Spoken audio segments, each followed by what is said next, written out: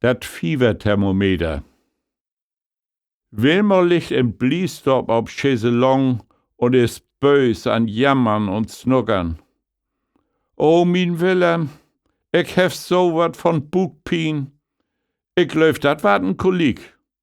Du musst wohl gaumen und Nieser zur Hermann-Doktor fahren und em herholen. Willem also ob sin Drahtesel rob und noch gegen den Wind an versteilt sich, kommt Nachtsklock wie 12 bei Hermann-Doktor ob'm Markt in Niestadt an und kloppt as wild an Fenster. Korte Tiet lauter sei der Doktor auch in de Tür.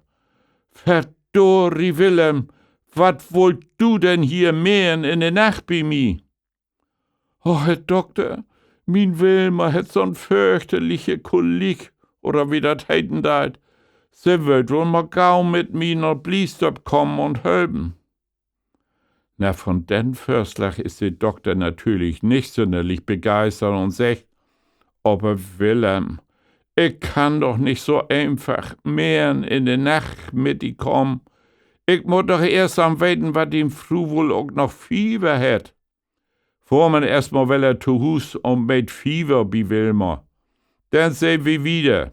Vielleicht sind die Weh doch im Buchjogal vorbei. Willem also will ob Vorderrob und auf nach Hus.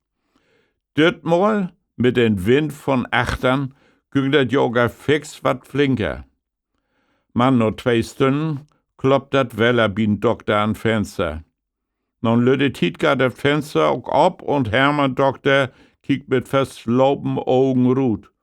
Ach Wilhelm, da bist du ja Weller. Na, hast du bi den Wilmer Fever meten? Jo, heb wie, aber wie heb bös Malheur hat.